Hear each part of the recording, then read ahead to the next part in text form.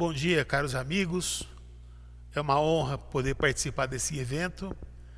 E o tema que eu vou desenvolver é Rasgando o Véu do Esquecimento do Passado. Um estudo sobre birthmarks, memória extracerebral e reencarnação.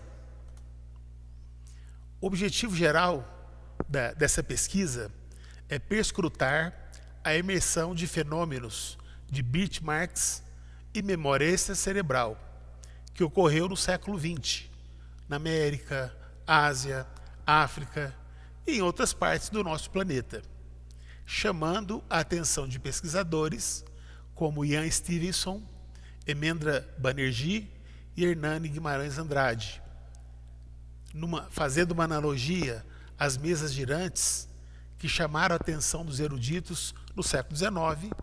No século XX, foi o fenômeno dos birthmarks e da memória extracerebral que chamaram a atenção dos pesquisadores. Os objetivos específicos é fazer um estudo sobre os conceitos de birthmarks, memória extracerebral, à luz da ciência. Então aqui nós vamos utilizar somente artigos e autores, da ciência. Então não vamos utilizar nenhum autor espírita. Num segundo momento, nós vamos denotar a alma, o perispírito e a sede da memória, aí sim, na visão espírita, autores espíritas. Então, no primeiro item, nós vamos estudar sobre a sede da memória, de acordo com a ciência, e no segundo item, nós vamos estudar sobre a sede da memória na concepção espírita. Infelizmente, em virtude do tempo, eu não vou apresentar o caso de birthmarks do livro Reencarnação no Brasil, de Hernani Guimarães Andrade. Vai ficar o suspense no ar. Ou vocês vão ler depois o artigo, ou ler o livro, Reencarnação no Brasil. Inclusive, um dos capítulos desse livro é o caso de um menino aqui da cidade de Franca. E toda pesquisa começa com uma provocação. Então, qual vai ser a nossa provocação? Qual a provocação dessa pesquisa? É sobre as imersões mnemônicas. O que é uma imersão mnemônica? É o reaparecimento de uma memória ou de memórias do passado.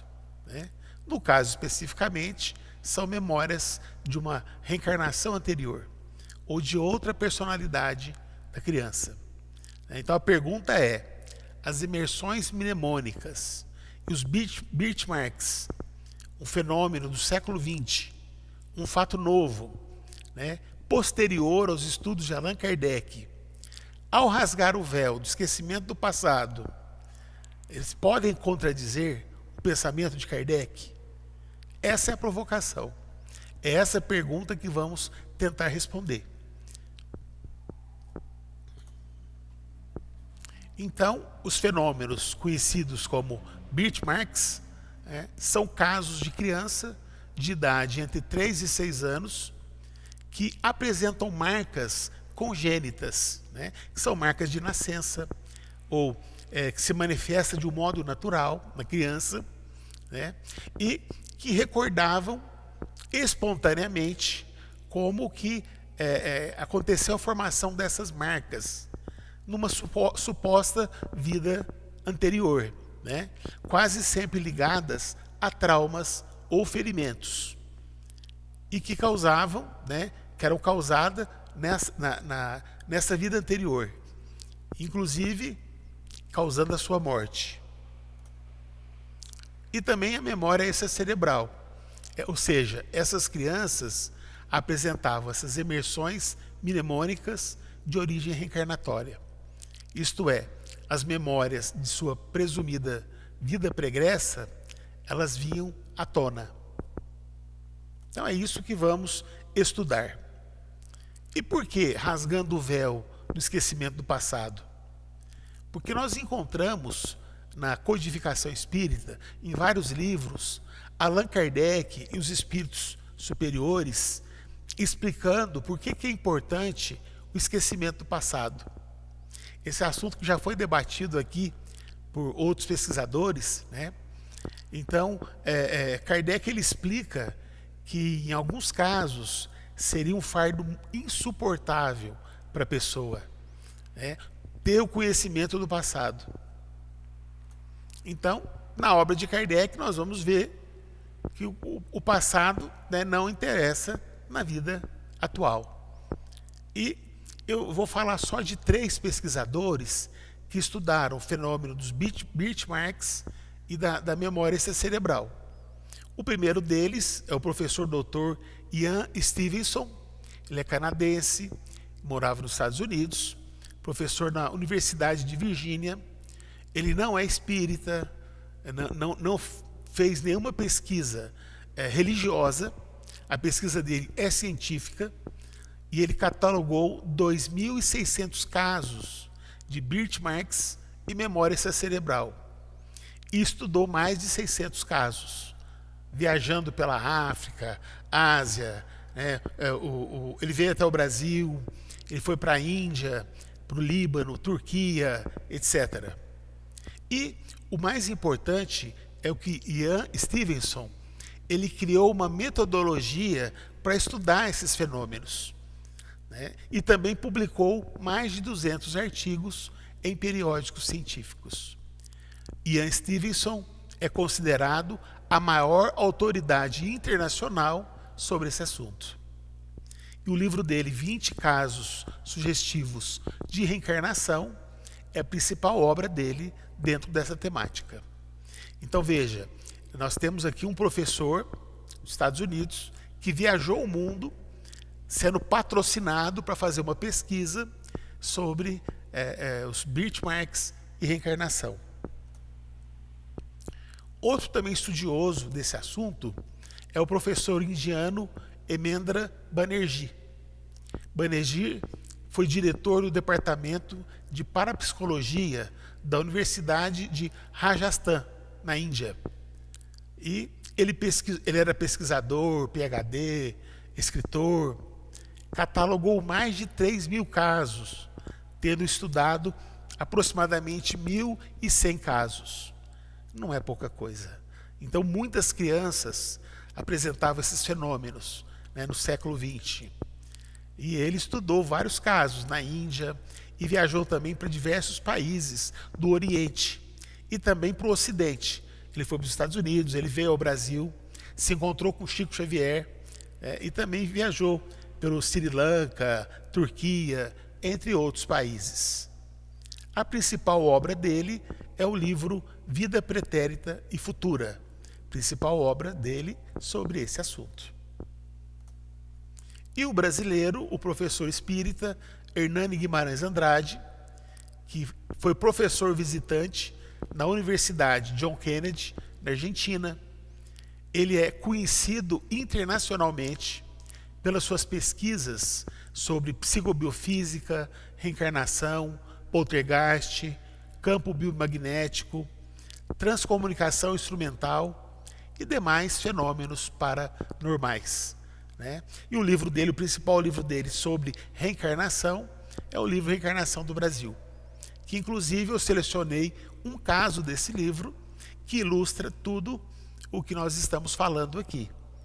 Mas esse caso só lendo o artigo, que posteriormente será publicado, e vamos estar falando sobre isso no nosso, tanto no nosso canal do YouTube como no Facebook. Bom, a metodologia que eu escolhi foi a pesquisa bibliográfica e documental de abordagem qualitativa, intencionada em evidenciar a metodologia do Ian Stevenson, que estudou cientificamente esses casos de birthmarks e memória extracerebral. Vejam, o livro dele, ele fala em casos que sugerem reencarnação. Então ele também teve esse cuidado para falar assim, é reencarnação. Não, mas sugere reencarnação.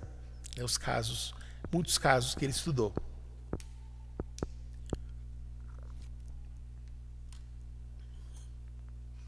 E para validar a sua pesquisa, o Ian Stevenson, ele utilizou das seguintes hipóteses explicativas: fraude, criptomnésia, memória genética, percepção extrasensorial, idiosincrasia e reencarnação.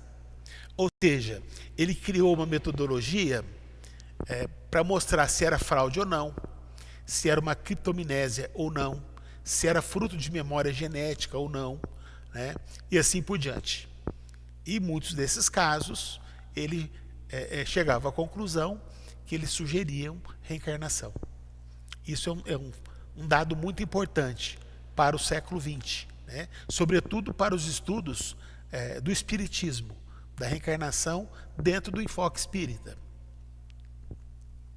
Ele também fazia entrevistas orais com a criança, com a personalidade dessa criança numa suposta vida anterior, fazia entrevistas com os familiares, com a comunidade, e também observava as reações da criança, da sua família, dos seus amigos, né? Fazia a transcrição das entrevistas e, quando era possível, ele levava a criança até o local onde ela afirmava que tinha vivido.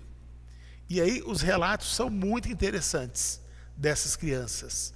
Casos que encontravam os filhos, filho com 90 anos de idade, com particularidades que ninguém sabia, e casos, inclusive, em que a criança falava um outro idioma, que os pais não tinham conhecimento. Então é muito interessante esse estudo que foi feito por esses pesquisadores. Bom, como resultado da nossa pesquisa, vamos falar um pouco então sobre birthmarks e memória extracerebral à luz da ciência. O David Mears, por exemplo, ele define a memória como a aprendizagem que persiste através do tempo. Então, o que é memória para o Mears? A aprendizagem que persiste através do tempo. Ou as informações que foram armazenadas e que podem ser recuperadas. Informações armazenadas que podem ser recuperadas. Isso é memória. O Base, ele vai falar da sede da memória, fazendo uma pergunta. Mas afinal, onde estão armazenadas as memórias no cérebro? E veja que o Base, ele já indica, né, o local onde que ficam essas memórias, no cérebro, né? E aí a resposta dele: as memórias de longa duração, nesse caso específico, memórias de longa duração, ficam armazenadas nas mesmas regiões corticais onde foram armazenadas, ou melhor, onde foram processadas. Então, a sede da memória fica no cérebro, em regiões corticais onde elas foram processadas. Isso é a voz da ciência. Existem diversos tipos de memória, isso é importante. Agora, nós escolhemos a classificação de Mourão Júnior e Faria, que divide elas didaticamente em 3 tipos de memória. E nós vamos ficar por aqui, porque só isso já dá um longo debate, né? Então eles falam em memória sensorial, que é a memória visual, auditiva, tátil, olfativa e degustiva, e gustativa, perdão. Ele fala de memória de trabalho, né, que é ultra rápida, e a memória de longa duração, que no caso é uma memória semântica, processual e episódica. Agora, a memória extracerebral, esse termo foi cunhado pelo professor Banerjee, o indiano, que pesquisava esses fenômenos. E ele se refere às memórias de uma vida pregressa, ou as imersões mnemônicas de origem reencarnatória. Ele poderia simplesmente falar assim, memória da criança, né, memória de uma outra encarnação. Não, ele usa o termo memória extracerebral. Quer dizer, são memórias que não ficam no cérebro. Interessante que é um cientista que está falando isso. É um pesquisador, é um acadêmico, né? Então a memória extracerebral, ela não é armazenada no cérebro. E que memória é essa? É memória de experiências de outras vidas, de outra personalidade dessa criança. E qual que é a sede da memória, então? Embora não exista consenso na área médica, o Weil, ele afirma que a memória ela não precisa necessariamente ser armazenada no cérebro. Olha, gente, é um cientista que está falando isso. Então, se ela não precisa necessariamente ser armazenada no cérebro, aonde que ela fica? Para Weil, a memória, de fato, ela não se encontra em lugar nenhum e parece estar em toda parte. Então, veja, essa é a visão da ciência.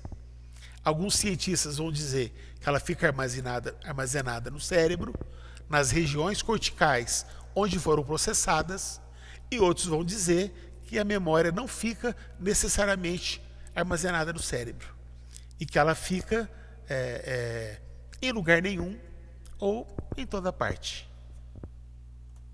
Ok?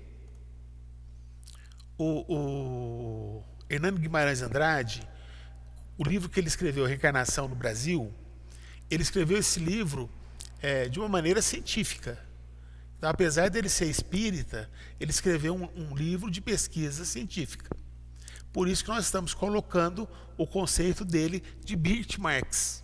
Tá? E ele fala o seguinte, abre aspas, o Dr. Ian Stevenson e o professor Emendra Banerjee assinalaram inúmeros casos de crianças que recordavam de uma encarnação anterior, na qual sofriam ferimentos mortais. Tais pacientes, ao nascer, traziam marcas ou cicatrizes no corpo, nos lugares correspondentes àqueles que receberam os ferimentos que causaram a sua morte, né? Nessa suposta reencarnação pregressa. A tais marcas de nascença reencarnatória foi dado o nome de birthmarks, que é um termo em inglês. Agora nós vamos falar um pouco sobre a alma, o perispírito e a sede da memória na visão espírita. Um tema um pouco polêmico no meio espírita. O Gabriel Delany, ele vai dizer o seguinte, que a memória é uma faculdade simplesmente orgânica.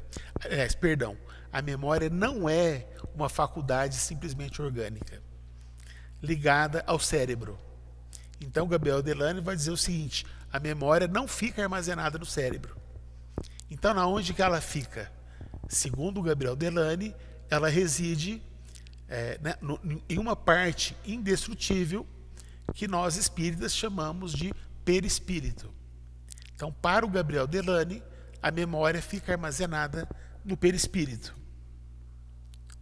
E o Leon Denis, a Joana de Ângeles, espírito, o Emmanuel, espírito, eles são uníssonos com Gabriel Delany, ao afirmar que o perispírito é a sede da memória. Então, aqui nós temos um grupo de espíritos que nos trouxeram livros a partir final dos anos 30, anos 40, anos 50, 60, né? E até pouco tempo atrás, no século 20, trouxeram uma série de livros com essa informação, que o perispírito é a sede da memória. E consoante o André Luiz, espírito, que também vai nessa linha, né? O perispírito, segundo André Luiz, é constituído de vários corpos, que vão se sobrepondo até atingir o seu formato mais puro e quintessenciado, sendo os principais. Né? Então, quais os principais corpos, né, que o perispírito tem? O corpo etérico ou duplo etérico, segundo André Luiz, o corpo espiritual ou corpo astral, e o corpo mental, que é, segundo ele, a sede da memória. Né? Então, esses aí, segundo André Luiz, corpo etérico ou duplo etérico, corpo espiritual ou astral, e o corpo mental ou envoltório sutil da mente, que é onde fica a sede da memória, também no perispírito. Né? E o professor Décio Iandoli Júnior, em consenso, né, ele diz o seguinte, já é consenso a informação de que o perispírito é composto de várias camadas de densidades diferentes, que, no entanto, não possui limites precisos, interpenetrando-se mutuamente. Veja, o Iandoli Júnior, ele está corroborando com o André Luiz. Só que o André Luiz dá o nome de corpos, né? E o Yandere Júnior, ele fala que ele é composto de várias camadas. E ele não dá o número exato, né? Porque essa divisão do André Luiz também é didática. Então, a questão maior não é quantos corpos tem o perispírito, mas que ele é constituído de vários corpos ou de vários fluidos. Mas vamos ver o que Allan Kardec fala sobre isso. Por exemplo, na Revista Espírita de 1861, Kardec vai dizer o seguinte, que o perispírito é uma condensação do fluido cósmico universal. Ou seja, o perispírito é um tipo de matéria. O perispírito é matéria, muito embora uma matéria imponderável. O perispírito, segundo Kardec, é o corpo fluídico do espírito.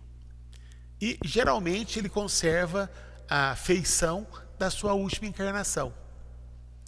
É também chamado por Kardec de envoltório semimaterial ou elo de ligação entre a alma e o corpo físico. Ele é o intermediário de todas as sensações que a alma percebe e atua sobre os órgãos do corpo. E é o veículo do pensamento, o instrumento da sua ação. E, por fim, ele faz, segundo Allan Kardec, analogia com a luz, a eletricidade e o oxigênio. Então, o perispírito é um fluido que se parece mais com a luz, com a eletricidade ou com o oxigênio, muito embora ele conserva a feição da última encarnação. O que nós precisamos entender é que o perispírito não é corpo físico. Então tem pessoas que vão confundindo. Porque o perispírito ele tem coração, ele tem rim. Mas o médium viu o espírito e o rim dele estava comprometido. Então daqui a pouco nós vamos falar o que é isso. Segundo Kardec. Bom, no livro A Gênese, no capítulo 14, para mim é uma bíblia, os fluidos, é um dos principais textos de Allan Kardec. O capítulo 14 do livro A Gênese. Então, lá, Kardec vai dizer o seguinte, sendo os fluidos o veículo do pensamento, o pensamento, atua sobre os fluidos. O perispírito é um fluido, como o som sobre o ar. Eles nos trazem o pensamento, eles, os fluidos. O perispírito é um fluido, como o ar nos traz o som. Há nesses fluidos ondas e raios de pensamento. Olha só, há no perispírito ondas e raios de pensamento que se cruzam sem se confundirem. Porque o pensamento é uma coisa, o perispírito é outra. O pensamento, ele não é matéria, tá? Então, por isso que os raios de pensamento, eles não se confundem com o perispírito, tá? Os fluidos, ainda segundo Kardec, os fluidos que compõem o perispírito, veja, aqui está no plural. Os fluidos que compõem o perispírito são muito etéreos, não suficientemente materiais para vós. Mas são materiais e são etéreos. Veja, gente, que aqui eu vejo uma aproximação entre Kardec e André Luiz. O que André Luiz chama de corpos, corpo astral, corpo mental, Kardec fala em fluidos. O Deste André também fala que o perispírito é formado por mais de um fluido. Então eu vejo que eles estão falando a mesma coisa. O que nós precisamos, na minha opinião, é interpretar a fala de André Luiz. Nós não precisamos casar com o termo corpo mental. Não precisamos casar com esse termo. É um fluido. Que nome ele tem? O que isso importa? O que importa, na verdade, é entendermos que o pensamento é atributo do espírito. Veja lá, ainda no capítulo 14, é sobre a fotografia do pensamento. Esse texto é muito bom. Então Kardec fala assim, abre aspas, criando imagens fluídicas, o pensamento se reflete no envoltório perispirítico. Então quem é que cria a imagem? É o pensamento. O pensamento é atributo do espírito. Agora, aonde ele reflete? No perispírito. Onde nós olhamos, onde nós observamos, onde nós vemos o fluido que é matéria. Nós vemos o perispírito. nós vemos o corpo do espírito, tá? Então tá lá, criando imagens fluídicas, o pensamento se reflete no envoltório perispirítico como num espelho. Toma nele corpo e aí, de certo modo, se fotografa. Tem um homem, por exemplo, a ideia de matar outro. Olha o exemplo de Kardec, tendo um homem a ideia de matar outro. Seu corpo fluídico, seu perispírito, é posto em ação pelo pensamento. Então ele pensou em matar o outro. Pensamento é atributo do espírito. Só que o pensamento põe o perispírito em ação, né? E ele, perispírito, executa fluidicamente o gesto, o ato que intentou praticar. O pensamento cria a imagem da vítima e a cena é pintada pelo perispírito. Compreende? Então a sede da memória está no espírito, né? Só que ela se pinta no perispírito, né? Ou se reveste como no espelho, no perispírito, tá? Desse modo é que os mais secretos movimentos da alma, que é o espírito encarnado, repercutem no envoltório fluídico, que é o perispírito. Allan Kardec, Revista Espírita de 1869, está hoje perfeitamente reconhecido pelos filósofos espiritualistas que os órgãos cerebrais correspondentes às diversas aptidões devem o seu desenvolvimento às atividades do espírito, que esse desenvolvimento é assim um efeito e não uma causa. Olha, gente, vejam só, os órgãos cerebrais, falando do cérebro, né, correspondentes às diversas aptidões, são o quê? O efeito e não uma causa. Qual que é a causa? É o espírito. Ok? Livro dos Espíritos agora, né? A respeito do período de intermissão, o Hernando Guimarães Andrade, ele chama de período de intermissão, o período em que o espírito fica na erraticidade, no espaço, entre uma encarnação e outra. Então, a respeito do período de intermissão, Allan Kardec esclarece que na gestação, o espírito reencarnante passa por um processo de esquecimento do passado. E que, abre aspas, se nos recordássemos dos nossos precedentes atos pessoais, igualmente nos recordaríamos dos outros homens, o que resultaria, talvez, nos mais desastrosos efeitos para as relações sociais, nem sempre podendo honrar-nos do nosso passado. Melhor é que ele se lance um véu. Então veja, aqui Allan Kardec está falando que é importante o véu sobre o esquecimento do passado. Quer dizer, que nós não temos que lembrar do passado, né?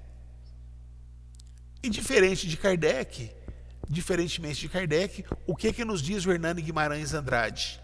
Que quando o período de intermissão é um período curto, quando o espírito fica pouco tempo no espaço, na erraticidade, entre uma encarnação e outra, né, isso pode provocar na criança, quando ela nasce, emersões mnemônicas de origem reencarnatória, relacionados ao gênero de morte da personalidade anterior da criança, né? Principalmente quando essa morte foi provocada por traumas e sofrimentos. Então, nesse caso, o esquecimento do passado, ele não se completa, porque o período de intermissão foi muito curto. E o espírito, ele irradia para o perispírito e, consequentemente, para o corpo físico, as suas angústias e perturbações. Por isso que a criança nasce com os sinais, as marcas de nascença, os bitmarks, e num determinado momento emerge as suas memórias da última encarnação. Então há contradição no pensamento de Kardec? Porque Kardec fala que é importante o esquecimento do passado. Só que o Hernando Guimarães Andrade, Ian Stevenson, o professor Banerjee, estudaram vários casos de crianças que recordavam memórias de vida passada. Então há contradição? Não, não há contradição. Então vamos ver o item 223 de O Livro dos Espíritos.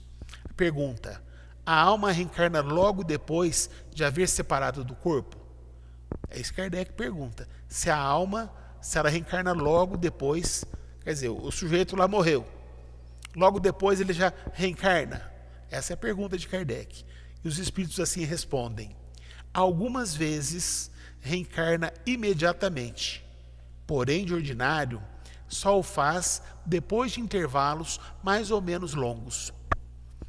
Ora, gente, veja, aqui os espíritos estão dizendo que isso é um fenômeno raro, mas que ele existe. Tanto existe que no século XX houve uma explosão desse fenômeno, chamando a atenção dos pesquisadores, chamando a atenção dos homens da academia. Né? Olha lá o Kardec falando, essas lembranças vivazes são muito raras. Depende um pouco do gênero de morte, que de tal modo o impressionou. Só raramente Deus o permite. Aqui de novo Kardec corroborando com Hernani Guimarães Andrade. O Hernani Guimarães Andrade também fala isso, né? E os outros autores também, que foi uma morte muito sofrida, que a criança teve traumas. Ela traz esses traumas e nasce com as marcas no seu corpo físico. Então nós podemos concluir que o pensamento se reflete no perispírito, como no espelho, que o perispírito exterioriza os arquivos fluídicos da memória, que é um atributo do espírito, que é o ser pensante. O pensamento é a causa primeira, sendo a exteriorização do perispírito um efeito consecutivo e não uma causa. Quanto ao perispírito ser ou não constituído de várias camadas, de densidades diferentes, ou de vários fluidos, ou de vários corpos, eu considero que esse tema ele merece ser melhor desenvolvido numa nova pesquisa. Kardec ele apregoa que no período de gestação o espírito passa por um processo de esquecimento de vidas passadas. Não obstante, corroboramos, quer dizer, concordamos, eu concordo com a inferência do Hernani Guimarães Andrade, quando diz que quando é um período de curta intermissão, aliado ao gênero da morte da criança, então o processo de esquecimento do passado, ele não se completa. E o espírito irradia as suas angústias para o perispírito, as suas perturbações para o perispírito e, consequentemente, para o corpo físico. Então, ao nascer, a criança apresenta os sinais de birthmarks e, aos poucos, emerge a sua memória extracerebral. Não é pretensão nossa, gente, esgotar o assunto, nem dizer a última palavra sobre ele. Pelo contrário, pretendemos aqui suscitar novos apontamentos, discussões, reflexões, no sentido de contribuir com o desenvolvimento da ciência espírita e trazer para o debate a importância das pesquisas científicas sobre reencarnação, e fomentar novos pesquisadores a trilhar esse campo. Um grande abraço para vocês, muito obrigado e até outra oportunidade.